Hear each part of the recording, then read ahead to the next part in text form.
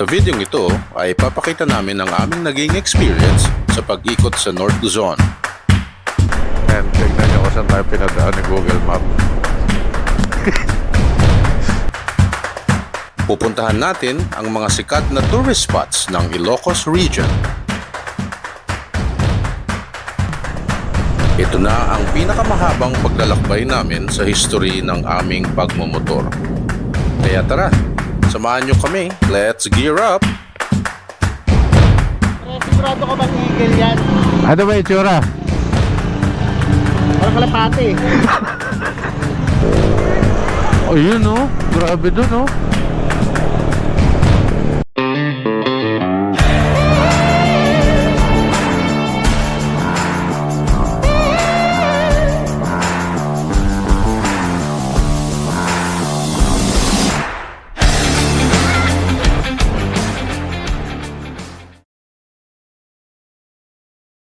Okay, good morning, good morning. Today's a very special day.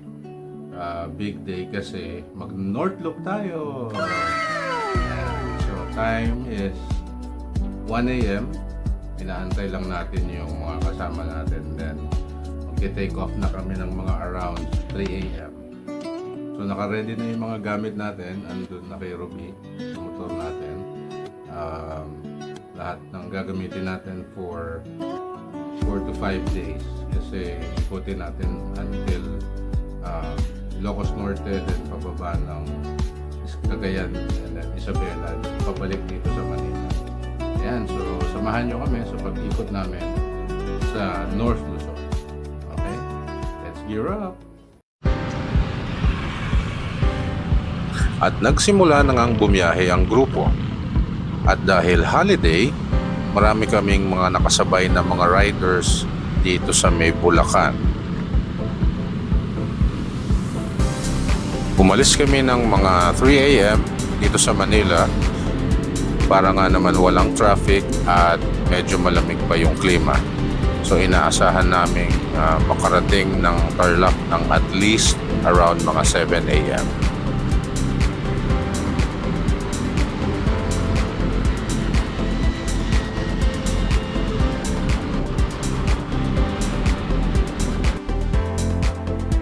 At nakarating na tayo dito sa Arco ng Pampanga in less than 2 hours. Because nga madaling araw, medyo maluwag ang kalsada. Inaasahan namin makarating ng Tarlac at least before 7 a.m.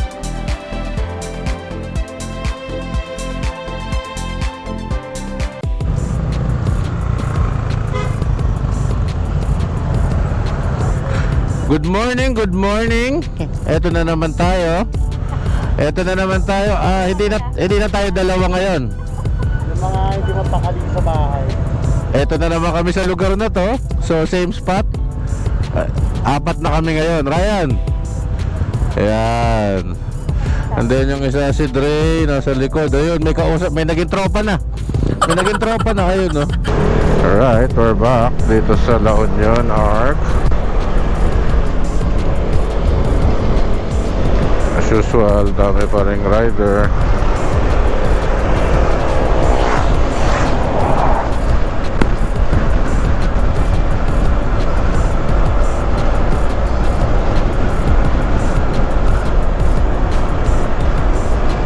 So parang wala pang 3 months, andito na naman tayo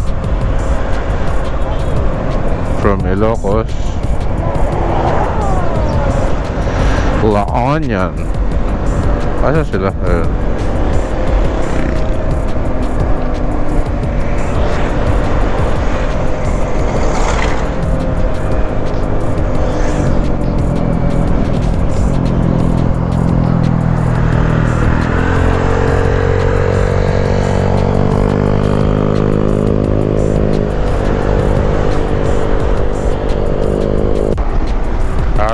Dito na tayo sa Agoo. Napakainit. May ilaw. So ngayon, ito siya pag-araw. Okay, so isi-segue lang natin dito yung Eagle of the North kasi malapit lang naman siya. Before tayo dumiretso.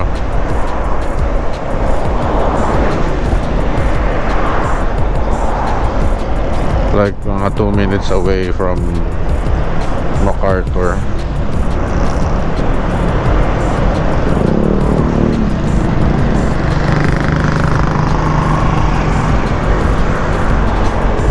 Hindi ko alam na ganito lang pala siya kalapit. Kung alam ko lang the last time.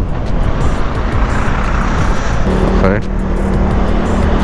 Yan, kakanan na tayo dito sa kanto. Uy, bumblebee na pula. Yan, kakanan tayo dito. Aspiras Highway.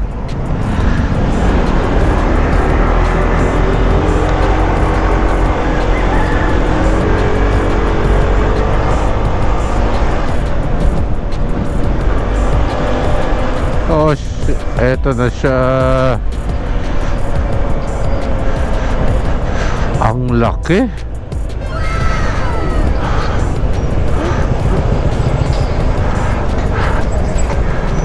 Bakit? Sigurado ko bang eagle yan? Ano ba yung tsura? Parang kalapate. Ambulansya pa naman. Diretso sa kayan. Diretso. Sa bagay, pag nabangga ka, isasakay ka na lang, ambulansya rin naman eh. Woo, we made it! Okay, so ito ang Eagle of the North. Ang laki. Grabe. Woo!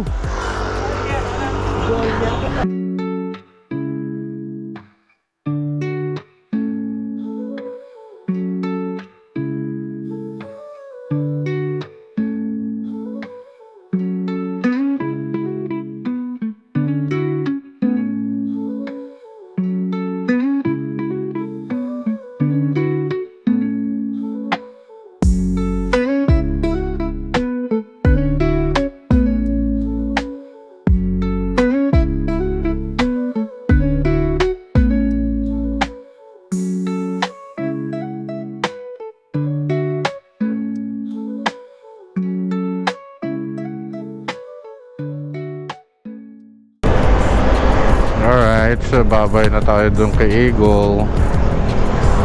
Ang lapit lang na sa kanto, as in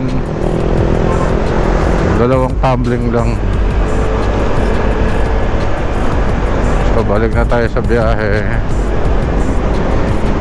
Dito pa rin tayo sa Agoo.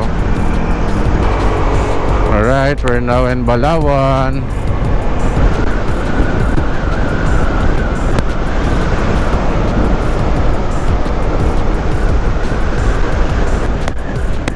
Famous blanket. Ayan yung 7-Eleven natin, no?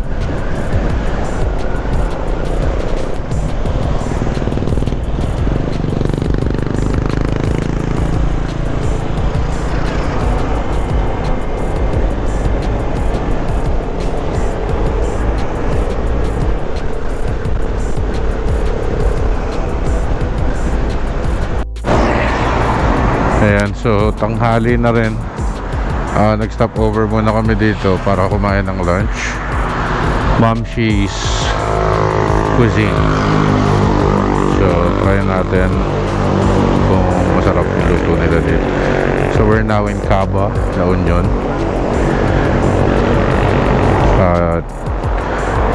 Nagugutom na kami kaya kakain muna. Sa mga pinakamagandang bridges na madadaanan nyo when you go here dito sa Ilocos. Ilang beses ko nang nadaanan to pero parang palaging in awe talaga ako tuwing makikita ko. Medyo tuyo lang yung ilog because of summer.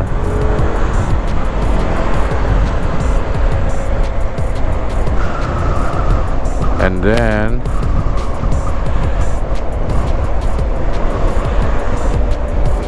Mount Tagudinas after that bridge, eto na yung arc ng Ilocos Sur.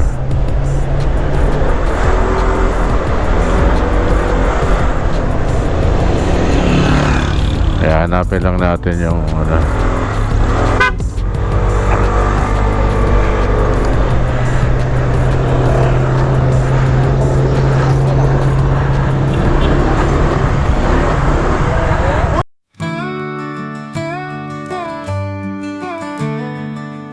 Dusty roads and evening skies, tractors hum while the barn owl flies. We lay our blanket by the riverside, holding your hand, I'm filled with pride. Fields of corn beneath the golden sun, laughing together when the work is done. Children's laughter fills the air in this small town life. Alright, so andito na tayo sa Tagudin area. Actually, first time kong makaka overnight doon sa Vegan. So lagi na lang dumadaan lang, ganyan. Kasi parang naisip ko lang na hindi naman siya kakaiba sa Intramuros.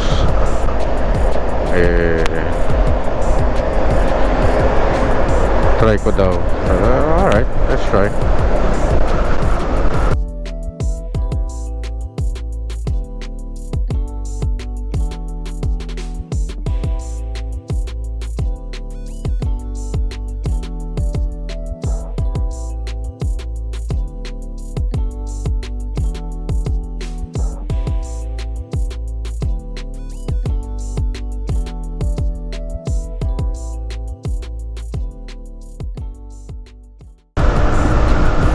Alright, dito na tayo sa Santa Maria. May Santa Maria, may Santa Maria. Okay. So, bahala kayo kung paano niya i-pronounce. Alright, so nag-stop muna tayo dito sa magandang place sa bandang Ilocos Sur. Ayan. Uy, parang sila Unico to ah. Tsaka si Brad. Sir, good afternoon. Ito mga idol natin tong vlogger. Si Boss Unico, si Ma'am Brad. Saan pupunta niyo, boss? Punta po kami ng Abra. Aw, layo. Punta kami ng Ulilang, Bulacan. So, mga nasa 300 kilometers na yung tinatakbo namin. Nice, nice. Napunta tayo ng hapon, pero siguro baka mag-stay muna kami dito somewhere in Ilocos Sur din. Siguro bukas tutuloy namin yung biyahe namin papuntang Abra. Ayun, so abangan nyo yung mga video niyan, Unico. Tsaka may channel din si Ma'am Brad, di ba? Ayan, so chinek namin dito yung magandang sunset muna dito sa bandang Santa Maria kasi napakaganda eh. Pero dito, grabe yung tanawin, mga rock formation dito sa baba, mga coral. Oo. Ayan, so talagang matitigil kayo dito. So pag dumaan kayo rito sa part na to, mag picture. Ang dami actually mga magpa-family na dumadaan din eh para mag-take ng picture. So swerte natin, nadaanan natin si Idol. Kadalasan, makikita nyo kami sa mga ganito magandang tanawin. Talaga umihinto. So pag nakita ng ganito, andun si Unico, hanapin nyo na lang palagi. Pasarigas po kayo pala. Sige sir, salamat po.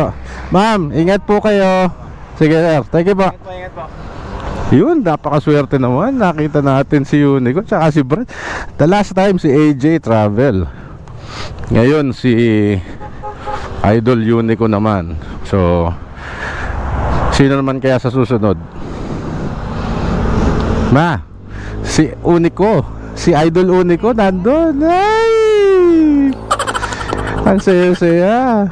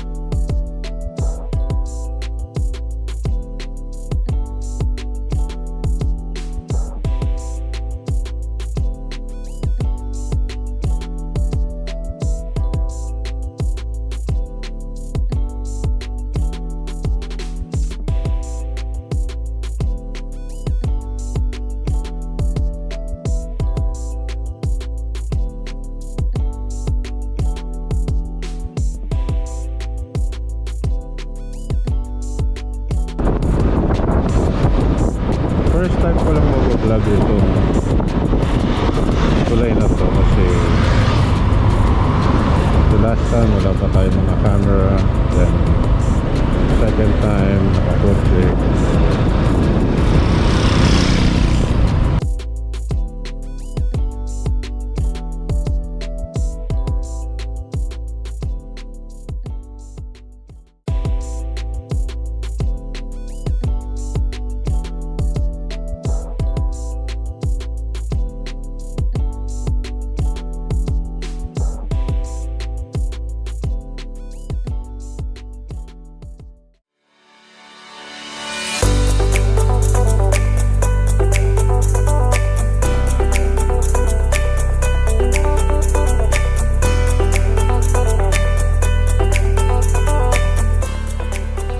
Ang Banawang Bridge, na kilala rin bilang Old Quirino Bridge, ay isang makasaysayang landmark sa Ilocos Sur.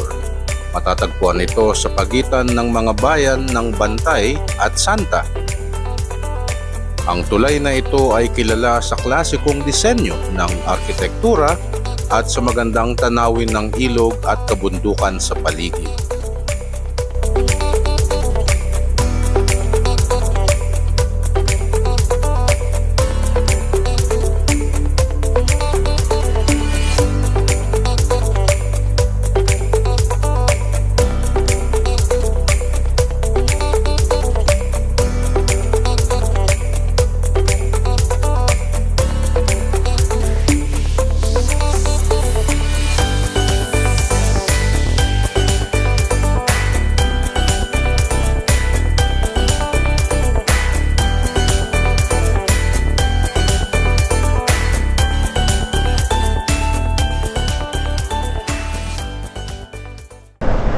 Okay, malapit na tayo sa ating tutuluyan dito sa Vigan.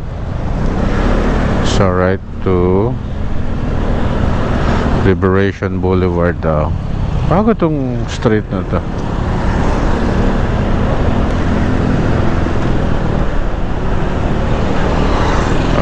So marami palang transients if you're gonna go to Vigan. Merong mga matutuluyan. Although yung iba medyo malayo from Plaza Burgos doon sa Crisologo. Pero yung karamihan naman is mga walking distance. Depende sa kakayanan niya sa walking distance. Ha?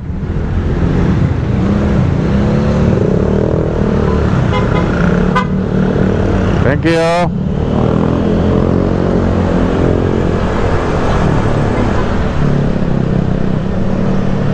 Oh, grabe, yung bahay, luman-luma. Oh. At least safe yung parking. Oh, ito yung ating transient. Okay, tawagin muna natin.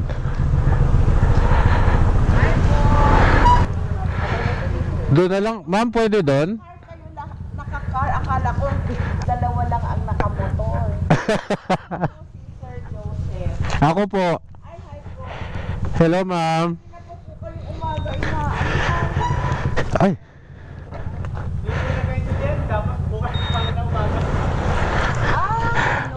Hindi po, masyado nag-enjoy sa mga tourist spots. Ay, hindi kayo dumadayo dito tuwing November, yung congressional rides ni Congressman Ronald? Ay, hindi po.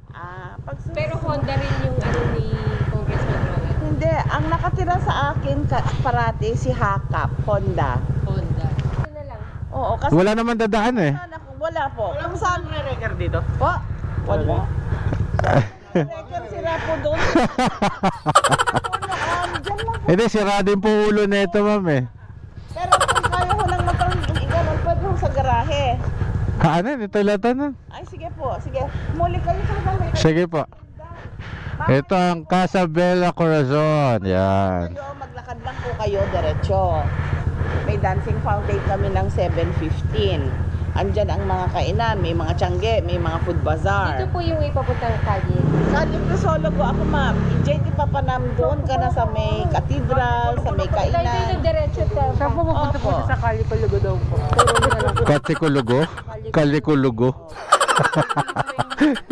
Tara po. Ayun na, may mga ilaw. Oo nga eh. Ang heritage village, maraming Kaya, yelo na. sana doon nag-intramuros na lang siya. Sana iiba. So check natin yung transient natin. So authentic talagang Spanish style yung bahay.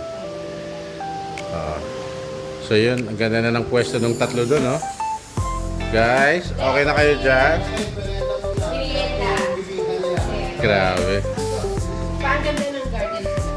Alam mo ma'am, ang naalala ko yung bahay namin sa Isabela before ng lola ko ganitong ganito. Kaya Dito kasi po, meron kaming city ordinance. If you own an ancestral house, you have no choice. But you just have to restore. So people usually end up by selling. opo. Pero kailangan i-restore lang ito na talaga. Ganda. We still have like around 347. Okay, so ito yung one room nila. Nga pala aircon, ha? So may salamin na maganda. Parang Disney ang datingan ng salamin. And then kasha like 4 or 5. Pang family siguro. Para kang hari o reyna dito sa bed na to. Grabe, solid. Check natin yung isang room naman. At home na at home ka. At home na at home ka. Ganda rin. Grabe. So ito ang kanilang sala. Oh my God. Look at that. Parang kang nasa kaharian ng tralala. So this is the whole of the sala. May old painting pa ng I think old Manila or old vegan.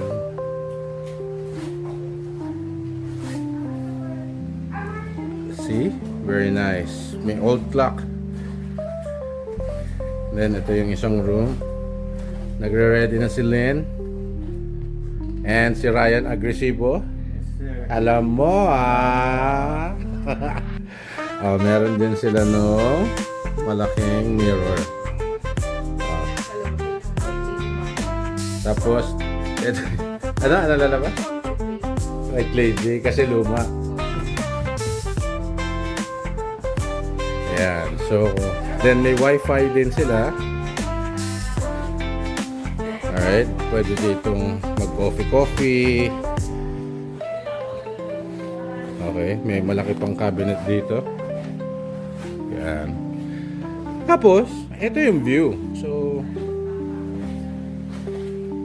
nga pala yung rate nila here is 700 per head. So, depende kung gaano kayo karami. Pero, yun yung rate nila.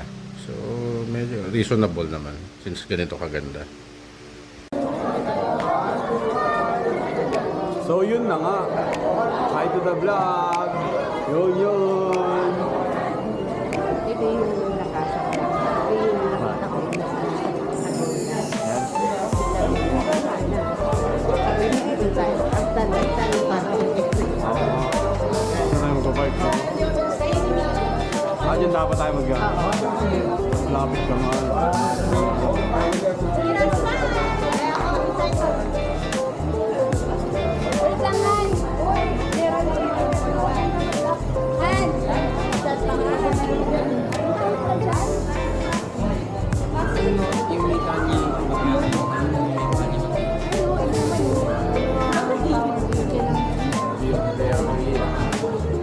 Alright, so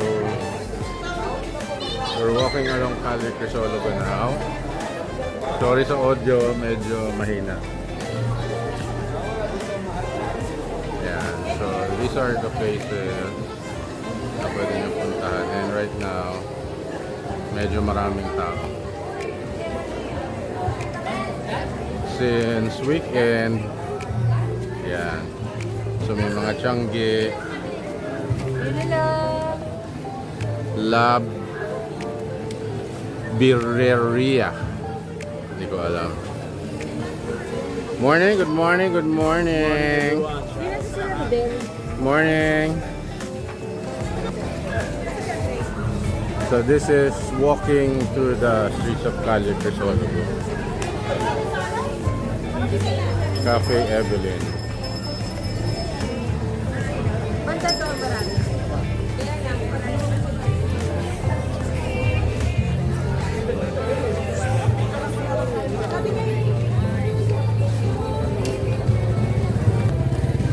So, merong mga bar. Bartech yung pangalan. Ah, okay. So, pwedeng uminom.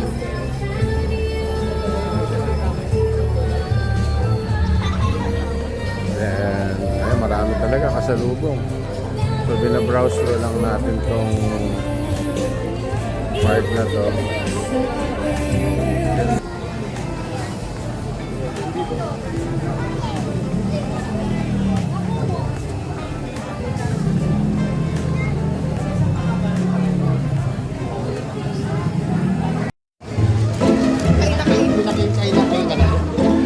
Oh, ito yung sikat na empanada dito sa Ilocos. Oh, yung Jamaican touch. Yan. So, tingnan natin kung masarap. Oh, anong verdict? Dad, ramdam mo yung crunchiness niya eh. Talaga, alam mo yung...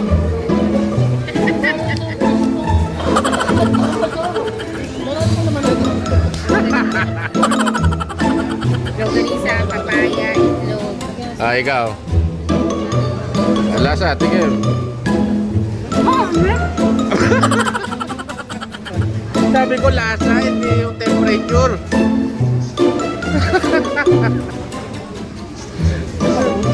Dapat lalagyan nyo ng suka. Dapat may suka yan. Oh. Si Dre, lagyan mo suka. Oh, yan. Oh. Suka. Oh, yan. Oh, tapos tikim. Oh, kumusta ang lasa?